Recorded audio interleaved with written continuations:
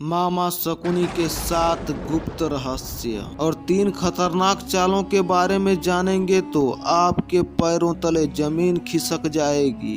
महाभारत के कथा के अनुसार कौरवों के मामा श्री शकुनी को अपनी कुटिल बुद्धि के लिए विख्यात माना जाता है। छल कपट और दुष्ट कार्यों में माहिर शकुनी ने युद्ध तक पांडवों के विनाश के लिए कई चालें चली। कहते हैं कि इन्हीं चालों की वजह से पांडवों के जीवन में उथल पुथल चल रही थी और अंत में युद्ध की नौबत आ गई। तो आइए मित्रों, आज की वीडियो में शकुनी मामा के 7 गुप्त रहस्य के बारे में बात करेंगे और मामा शकुनी के 3 खतरनाक चालों के बारे में जानेंगे तो आपके होश उड़ जाएंगे। नमस्कार मित्रों, मेरा नाम है जय प्रकाश कुमार प्रजापति और आप देख रहे हैं सनातन ज्ञान का केंद्र अद्भुत हिंदी ज्ञान। तो चलिए वीडियो को शुरू करते हैं। नंबर 1, शकुनी के माता पिता। शकुनी गंधार नरेश राजा सुबाल के पुत्र थे। शकुनी का जन्म गंधार के राजा सुबाल के राज प्रसाद में हुआ था। वह माता गंधारी का छोटा भाई था।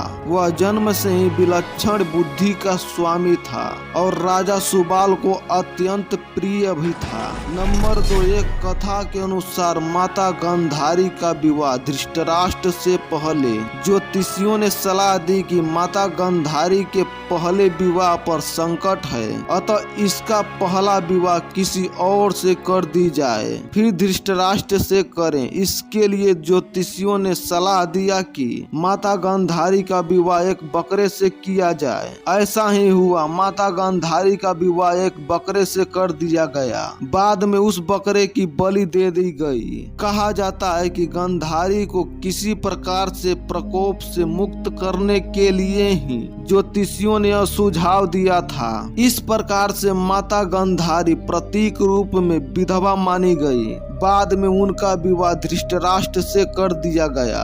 गांधारी एक विधवा थी, यह सच्चाई बहुत समय तक कौरव पक्ष को पता नहीं चली। जब यह बात महाराज धृतराष्ट्र को पता चली तो वे बहुत ही क्रोधित हुए। उन्होंने समझा कि गांधारी का पहले से ही किसी से विवाह हुआ था और वह किसी कारणवश युद्ध में मारा गया। धृतराष्ट्र के मन में इसको लेकर बहुत ही दुख उत्पन्न हुआ और उन्होंने इसका दोषी गांधारी के पिता राजा सुबाल को माना। धृतराष्ट्र ने गांधारी के पिता राजा सुबाल को पूरे परिवार सहित कारागार में डाल दिया। कारागार में उन्हें खाने के लिए केवल एक व्यक्ति का भोजन दिया जाता था। केवल एक व्यक्ति के भोजन से भला किसका पेट भरने वाला था। यह पूरे परिवार को भूखे मार देने की साजिश थी। राजा सुबाल ने यह निष्कर्ष निकाला कि वह इस भोजन को केवल उनके सबसे छोटे पुत्र को ही दिया जाए ताकि उनके परिवार से कोई जीवित बच सके और कौरवों से उनका बदला ले सके, और वह सबसे छोटा पुत्र शकुनी था। मित्रों, यह भी कहा जाता है कि विवाह के समय गांधारी के साथ उनका छोटा भाई शकुनी और आयु में बड़ी एक उनकी सखी हस्तिनापुर आई थी और दोनों ही हस्तिनापुर में ही रह गए थे। नंबर 3, एक एक करके राजा सुबाल के सभी पुत्र मरने लगे। सब लोग अपने हिस्से का चावल शकुनी को दे देते थे ताकि वह जीवित रहकर कौरवों का नाश कर सके। सुबाल ने अपने सबसे छोटे पुत्र शकुनी को प्रतिशोध के लिए तैयार किया। मृत्यु से पहले सुबाल ने धृतराष्ट्र से शकुनी को छोड़ने की विनती की, जो धृतराष्ट्र ने मान भी लिया। राजा सुबाल के सबसे छोटे पुत्र कोई और नहीं बल्कि शकुनी ही थे। शकुनी ने अपने आंखों के सामने पूरे परिवार का अंत हुए देखा था और अंत में शकुनी जिंदा बच गया। जब कौरवों के सबसे बड़े भाई दुर्योधन ने यह देखा कि केवल शकुनी ही जीवित बचे हैं तो उन्होंने अपने पिता से आज्ञा की कि उसे क्षमा करते हुए अपने देश वापस लौट जाने या फिर हस्तिनापुर में ही रहकर अपना राज देखने को कहा। शकुनी ने हस्तिनापुर में ही रुकने का निष्कर्ष निकाला, क्योंकि हस्तिनापुर में ही रहकर वह कौरवों का विनाश और पांडवों के विनाश की तैयारी करने लगा।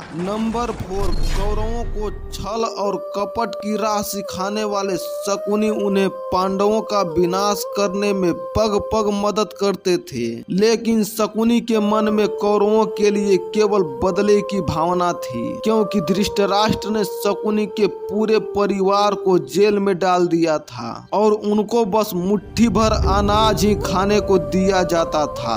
शकुनी ने अपने पूरे परिवार को जेल में भूख से अपनी आंखों के सामने खत्म होते हुए देखा था। मित्रों, आप सोच सकते हैं कि उसके मन में किसके लिए क्या होगा और वह किसके लिए क्या करेगा। कहते हैं कि शकुनी ने प्रतिशोध लिया था, लेकिन यह कितना सही था यह तो केवल शकुनी ही बता सकते हैं, क्योंकि कोई भी यह नहीं चाहेगा कि वह अपनी बहन के पूरे परिवार को नष्ट करने का षड्यंत्र रचे, या हो सकता है कि वह चाहे भी। नंबर 5, शकुनी ने हस्तिनापुर में सबका विश्वास जीत लिया था और 100 कौरवों का प्रिय भी बन बैठा। शकुनी के इन कार्यों के चलते दुर्योधन ने शकुनी को अपना मंत्री नियुक्त कर लिया। सर्वप्रथम उसने गांधारी और धृतराष्ट्र को अपने वश में करके धृतराष्ट्र के भाई पांडु के विरुद्ध षड्यंत्र रचने और राज सिंहासन पर राज जमाने को कहा। फिर धीरे धीरे शकुनी ने दुर्योधन को अपनी बुद्धि के मोह वश में कर लिया। शकुनी ने न केवल दुर्योधन को युधिष्ठिर के खिलाफ भड़काया, बल्कि महाभारत के युद्ध की नींव भी रखी। शकुनी की जब यह चाल किसी भी वजह से सफल हो रही थी, तब उसका सम्मान और भी बढ़ गया। गांधारी अपने भाई की चाल को समझती थी और वह अपने पुत्रों को बुराइयों से दूर रहने को कहती थी, लेकिन उनकी एक भी नहीं चली। पति, भाई और पुत्र के बीच गांधारी विवश थी। नंबर 6, यह बहुत ही कम लोगों को पता होगा कि शकुनी के पास जो जुआ खेलने के लिए पासे हुआ करते थे, अपने पिता की मृत्यु के बाद शकुनी ने उनकी कुछ हड्डियों को अपने पास रख लिया था। शकुनी जुआ खेलने में पारंगत था और उसने कौरवों में भी जुए के प्रति मोह जगा दिया था। नंबर 7, कुरुक्षेत्र के युद्ध में शकुनी ने दुर्योधन का साथ दिया था। शकुनी जितना नफरत कौरवों से करता था उतना ही पांडवों से, क्योंकि उसे दोनों की ओर से दुख मिला था। पांडवों को शकुनी ने अनेक कष्ट दिए। भीम ने इसे अनेक अवसरों पर परेशान किया था। महाभारत के युद्ध में सहदेव ने शकुनी का इसके पुत्र सहित वध कर दिया था। मित्रों, अब बात करते हैं शकुनी के 3 खतरनाक चालों के बारे में। नंबर 1, मित्रों, एक कथा के अनुसार शकुनी के कहने पर दुर्योधन ने भीम के खाने में जहर मिलाने की योजना बनाई और इसमें वे सफल भी हो गए। भीमसेन को खाने में जहर देने के बाद उसे गंगा में ढकेल दिया गया। अन्य पांडवों को इसका भनक भी नहीं लगा।